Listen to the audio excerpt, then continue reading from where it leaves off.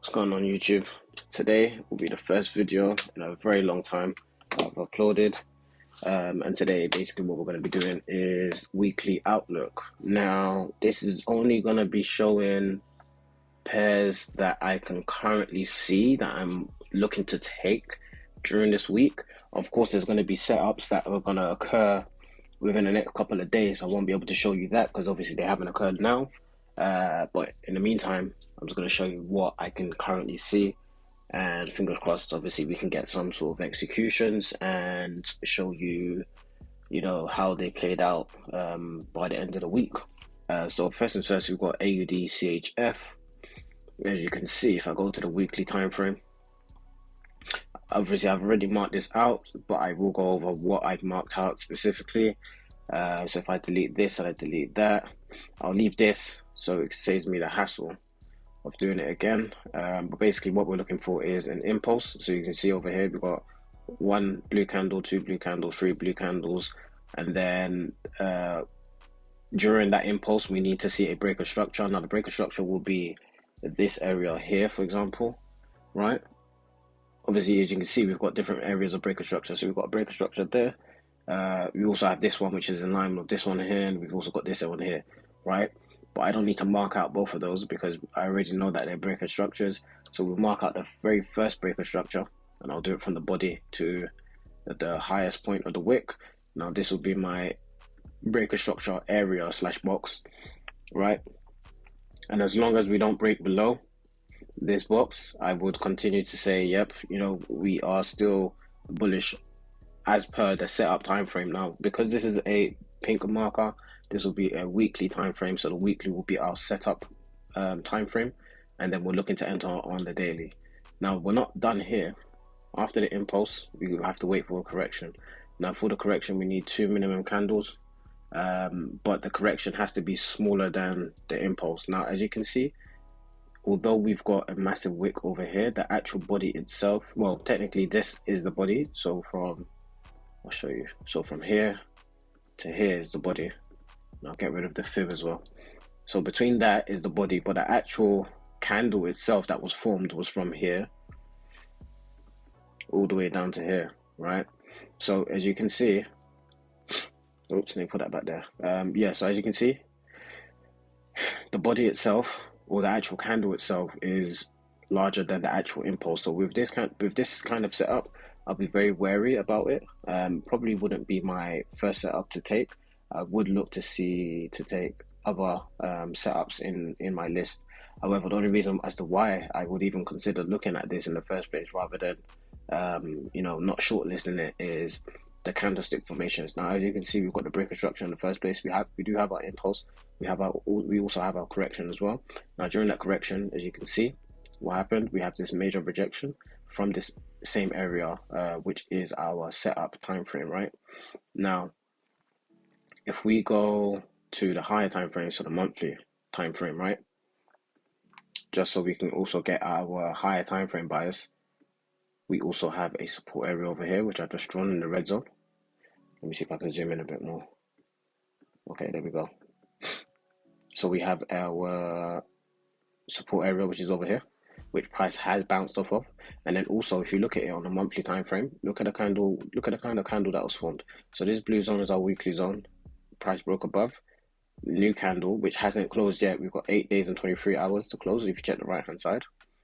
But the actual candle itself, so it broke above the area, the weekly box, and the candle that's being formed now, as you can see, right, it's still hovering above that box. We've still got some support area, and you can see the candle that is rejecting from the bottom half of the candle, pushing upwards. So I would still say this is bullish on the weekly as well as the monthly time frame, right? And on top of that, we also have an area over here, which is a support area, which could act as a resistance area, which we could further our target, rather than just targeting the negative 27, because the negative 27, as per the strategy, will be our TP. But if we wanted to go a bit higher, right? So if I go back, and I'll do our fib from here to here, you see our TP is just underneath that red zone, right? So even if we did target a negative 27 and price went all the way to negative 27, we could actually extend it further, right? We could extend it further to go to here, and that should be above.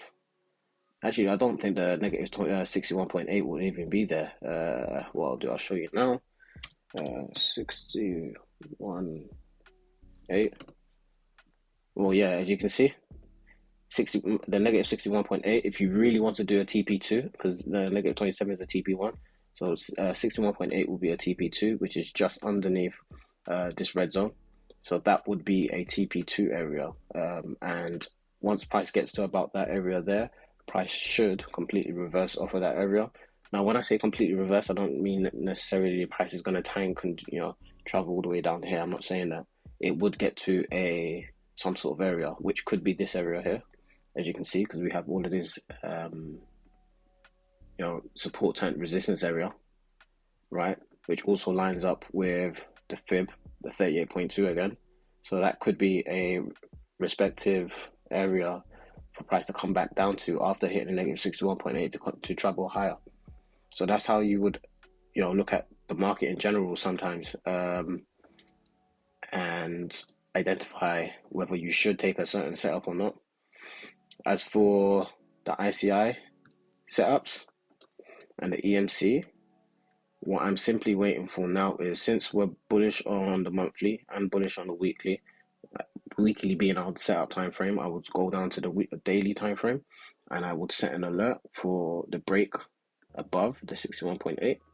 So that would be this area here, crossing up once per candle close. Now that would basically set me an alert when one daily candle, hold on, let me draw this properly. It will set an alert when one daily candle closes above this line. Let me get this and draw this properly. There we go. Let me drop that down. Perfect. There. Right. So when I placed this, I actually drew this up on, what day was this? This was on a Friday. So technically, I would have waited anyways for the Friday to close. So I wouldn't have placed this. I wouldn't have placed this. I wouldn't have placed this alert just yet. But now that I've set it, what I'm simply waiting for is for price to come back down this way, and then go higher, close above, and then I'll get in on the retest, right? Because one thing I don't want to do now is, because it's already a weird setup, as I explained in the beginning, I don't want to set a limit order directly at this level where price is currently at now, and then price comes all the way down. Let me get rid of this marker. One thing I don't want to do is, so I don't want to set a limit order now, only for price to come and do this and stop me out, right, without actually coming back up to the 61.8. What I want to see is, I want to see price come down, do what it needs to do, come back up, we get in on the retest, right, after the second break, because technically this will be a first break, but it's a weird break. So I would wait for a second break, only for us to go higher to our TP. That's what I would wait for, right? So that's AUDCHF to begin with. If we move on to EURCHF, EURCHF has a similar formation with AUDCHF. However, as you can see, the actual impulse begins from the bottom of this red fractal, as you can see down here, where I've just put the dotted lines. That's where the beginning of the impulse starts. Now, as you can see, from the bottom of the impulse to the top of the impulse, price rejected this same area over here. This was also a break of structure, right? And price came back down to retest that same area, plus that same area just about lines up with the 38.2, which is the first fib level. So that gives us extra confluence in this case. Now, the whole point of us moving the fib, as if you remember from the other videos that I've posted, and I'll put a link in that in the description, the whole point of moving the fib is this, drawing the fib the normal way, which is this way. This measures where price could potentially stop at, and as you can see, price, the first fib is 38.2, which lines up, coincidentally with this same break of structure area, which was a resistance area, as you can see over here. Let me draw this properly. As you can see over here, this was a resistance area, right, which is now broken structure above to the upside and now retesting and acting as support, right? So that's the way of drawing the fib the normal way. Now, the reason why we're moving our fib is because technically the way market moves is impulse, correction, impulse. As per, that's the meaning of ICI: impulse, correction, impulse. Some people say impulse, correction, continuation. It's all the same thing, but the market moves in waves. It never just moves, in one straight line. So the whole point of this is to get involved with the next wave going up. So if this was the first movement going up, this is the second movement going down, we want to get involved with the third movement that's also going up, right? Which is why we always wait for a break and retest of a certain level. Now, as you can see, if I get rid of all of these anyways, so we've got our impulse, we've got our correction. Our correction is also smaller than the impulse, which is a good thing. That's an extra confluence, right? We've got our breaker structure, and then we can also go to our monthly time frame, which is a higher time frame, just to confirm our bias as well. As you can see, we've got this red fractal over here, which marks our support area. As you can see, it was support, turned into resistance area over here, but as you can see now, price broke straight back above the same red zone and where we've got the blue zone as well. And you can see the monthly candle, same sort of candle that was formed on the monthly time frame for AUDCHF. As you can see, if I get rid of the fib again, you see candle broke above, and even though it's a bearish candle now because the color is black, the actual candle itself traveled all the way down here to now pushing back up this way.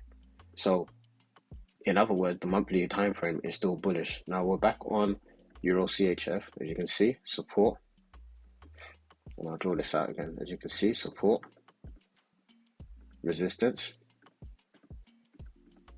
and now our negative 27 is just below that zone again. If I was to take this, and if I was to do the negative 61.8, as you can see, negative 61.8 is actually in the middle of the zone. So we will target the negative 27 because the likelihood of price going to TP2, which is negative 61.8, which I don't do as well. It's just negative 27 going to negative 61.8 with this strategy isn't always great. So yeah, you just be losing unnecessary profits at that point. So if we just target negative 27, as you can see, the negative 27 is always going to be below, or should be near enough inside, just about inside, not inside like this 61.8, but maybe just around this area here. It should be around that level before price decides to completely reject and go in the opposite direction, right? So we're bullish overall. Monthly is bullish, weekly is bullish. Now our entry time frame is the daily time frame. So if I get rid of these boxes, I get rid of this box as well. What I'm simply waiting for is that break above the 61.8. We've already got our break here, right? So what I'm simply waiting for the price to do is the same thing with AUDCHF. I'm waiting for price to come back down, do its thing, to go back up. We enter on the retest. So once we've got the break, we enter. We set a buy limit order at the 61.8, right? And we target the negative 27. When we target the negative 27, what we're simply doing is making sure our stop loss is just below the 88 or wherever the last low or structure was, and we aim for that 1 to 3. If there was no structure that was being formed, like this candle for example, which is one straight line, what you could do is adjust your stop loss, pull it directly at the 100% mark, right, so that you're covered, because technically this will be the last low, and then you end up with 1 to 2.3 basically, just so that you're covered. Or if you really wanted that 1 to 3, you could just do that and just wait for price to do its thing. If you get stopped out, it's totally up to you if you decide to get back in or not. But yeah, that's what we're waiting for with this pair. And then next pair, we've got GBPCHF. Again, GBPCHF has a similar sort of setup with AUDCHF. EURCHF is much cleaner, as you can see, because we have a larger impulse and a shorter retracement or correction. whereas AUDCHF, as you can see, right, it's very similar to GBPCHF. So I'll be very wary about this one, but we're still bullish on this one as well. As you can see, we have a breaker structure on a weekly time frame over here.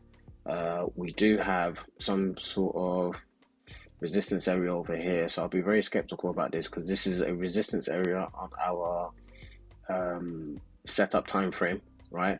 But then we also have a resistance area here again on the monthly time frame, which is our higher time frame, right? So the likelihood of this going for buys, well, specifically GBPCHF, the likelihood of this going for buys could be very minimal. We do have a support area over here that I just drew. I'll get rid of all of this. So as you can see, even though monthly time frame, we do have some major area of support over here, which we did break structure with this blue area over here, as you can see. But then we've also hit another resistance area over here, both on the weekly and the monthly. So I would say specifically for GBPCHF, now that I'm looking at it again, we would more than likely be consolidating in this area for a while, because we're just in a range, basically. Like, we are above support, but we are also at resistance. So this one would definitely be coming off my list, and I'll be putting that back in with the rest of them. So moving on, we have UKOIL. Now with UKOIL, this is another weekly setup. As you can see, we have our impulse from here. The bottom of the impulse is a correction. Correction lines up with the 38.2, which is our first confluence. We do have a breaker structure, which is also here. That's our second confluence. We have a shorter retracement, which is our third confluence, which is good. And then the higher time frame, we go to the monthly time frame, and as you can see, we have this monthly resistance area over here, and then we also have a support area, resistance area, which is now turning into support area over here that I just drew just now, and then we also have another support area over here also, right? So higher time frame wise, we are still bullish as well, so that's an extra confluence. So I can get rid of these boxes now, which is fine. Now simply what we're waiting for, we adjust our fib and we would enter on a daily time frame. So simply I'm just waiting for price to break above this 61.8 level on a daily time frame, and we would be aiming for the -27. Now this is where I mentioned it would be very tricky, because as you can see, this red zone is our higher time frame. So not the setup time frame. Setup time frame was the weekly. Our higher time frame, which is the monthly, this is the monthly resistance area zone over here, and our TP is where? Right above, at the very top of that monthly resistance zone. So the likelihood of price, going like this, and then we tag us in, and going all the way through this entire monthly resistance zone, the likelihood of that happening is very slim. So be very careful if you do take this setup and you are waiting for it to hit TP, depending on what day. So if it gets to about here on Friday, what time? So if it gets to here about Friday, let's say 5 p.m. GMT, which should be about 12 midday EST, depending on where you are, so you can just do the calculations. If it gets to about this area here, just above the 0% mark, I would suggest getting out, just because obviously we would be entering a resistance zone. And one thing you don't want to be doing is still holding in a resistance zone, because you don't buy into a you don't buy whilst you're in a resistance zone. You buy into a resistance zone, but you don't buy whilst you're in it. You sell whilst you're in a resistance zone. Same thing, vice versa. If you're in a support area, you don't sell whilst you're in a resistance zone. You sell into it, but not whilst you're in it. So that's the difference between that. But this one could be a good setup. Taking that could eventually get you maybe because a 1 to 3 would be all the way to negative 27. So that could eventually get you maybe a, let's see, yeah, you could walk away with a 1.1 to 2 risk reward ratio, which is still good. So yeah, that's what we're waiting for. Now, next one is US oil. This is same setup literally as UK oil, so I don't need to go into depth about this one. As you can see, we have literally the same sort of setups. It's a weekly setup, so you know we're good, we're golden. We have a resistance area over here on a monthly time frame, which is far away.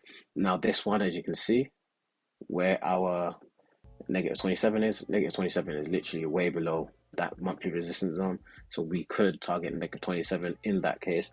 And then also because the US oil and the UK oil more than likely has the same sort of setups, we could actually target negative 27, even though I said we could just leave it at the 0% mark. But it depends on where price gets to by Friday.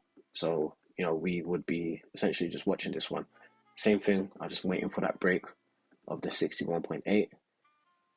Once we get a break and close above the 61.8, set a buy limit order at the 61.8, targeting negative 27, and then put in our stop loss either at the 88, below the 88, or at the 100% mark, depending on where structure is, before price breaks the 61.8.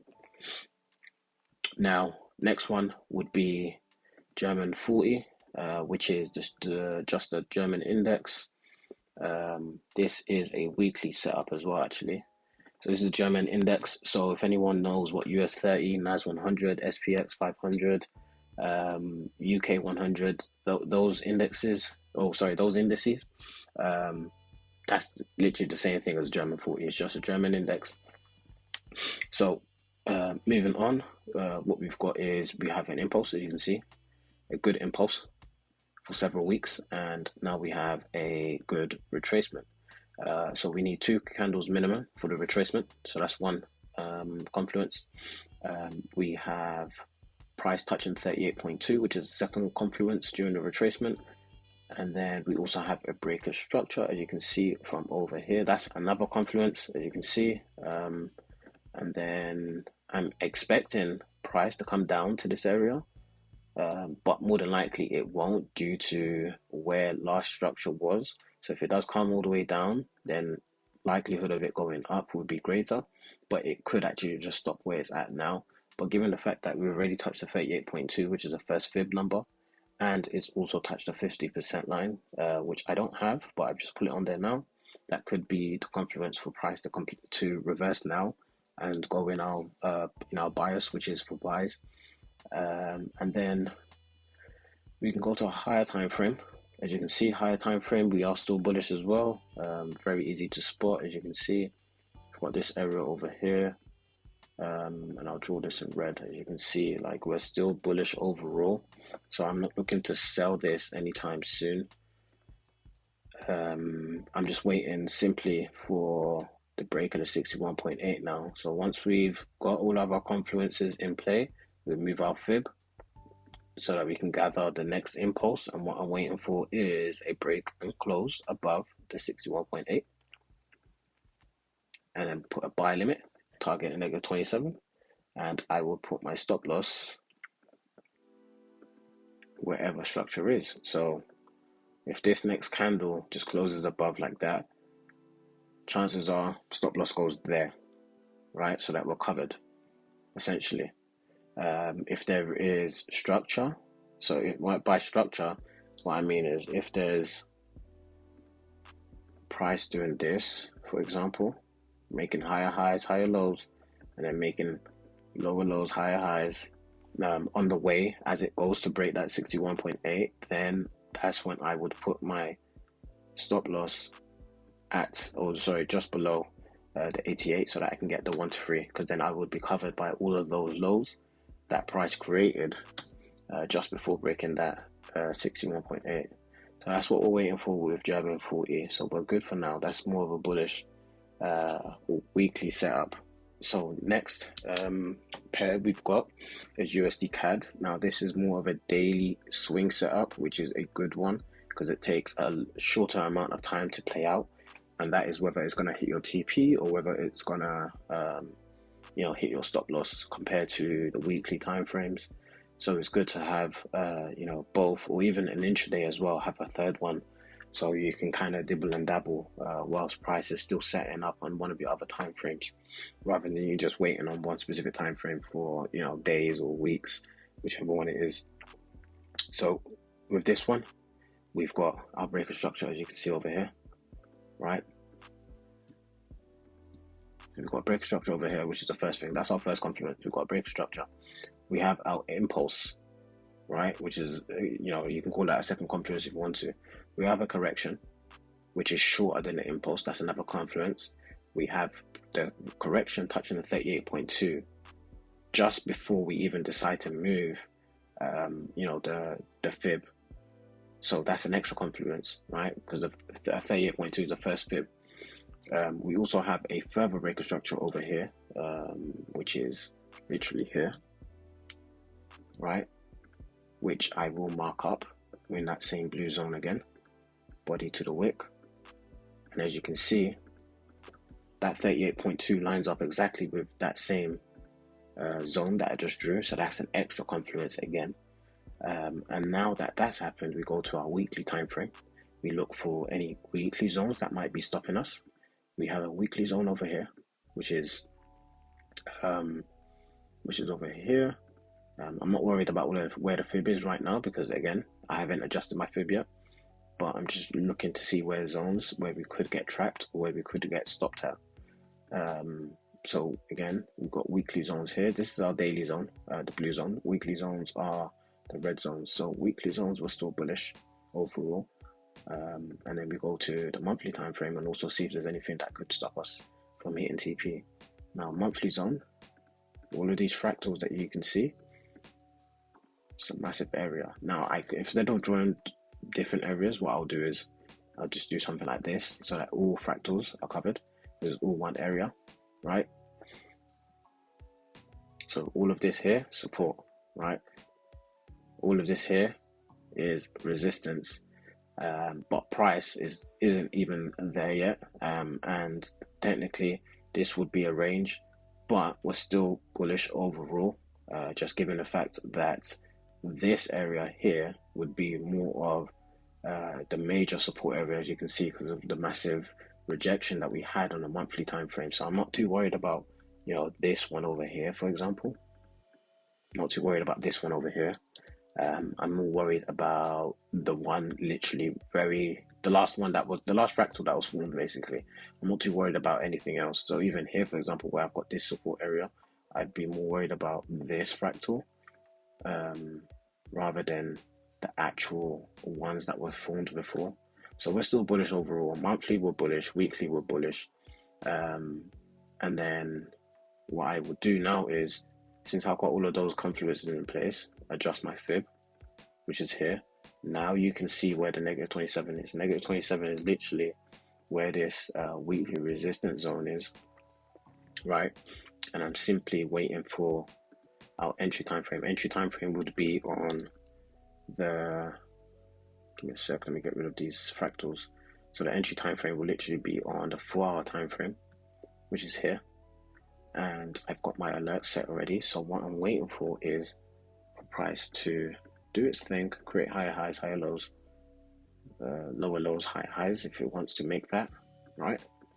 And then break and close above the 61.8.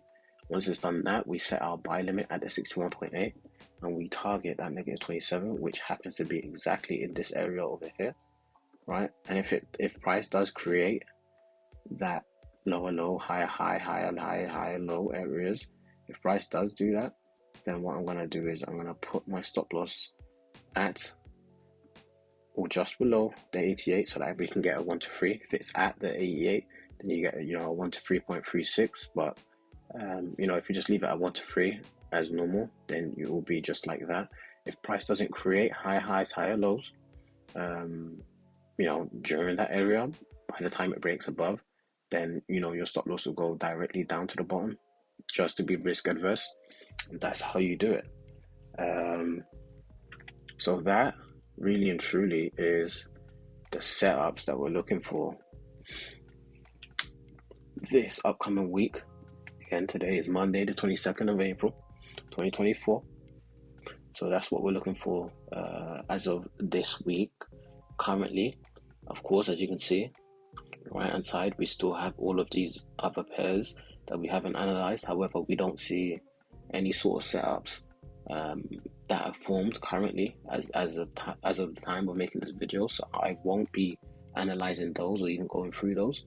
But if I do manage to see some sort of setup with any of these during the week, and I've decided to take a trade, then obviously at the end of the week I would go over the setup and show you how I managed to catch it. But in the meantime, it is literally just AUDCHF, EURCHF, UKOIL, USOIL, German 40, and USDCAD. Those are the only ones. And USDCAD is a daily swing setup, so daily setup for our entries, whilst still using your weekly and your monthly higher time frames to confirm your overall bias. And then everything that's in pink is a weekly setup, whilst only using the monthly as your higher time frame to confirm your overall directional bias, and you are entering on a daily time frame. So those are the differences between those pairs. But yeah, any questions, put them in the comments section. Don't forget to like, subscribe, comment, and yeah, stay tuned to the next video. Peace.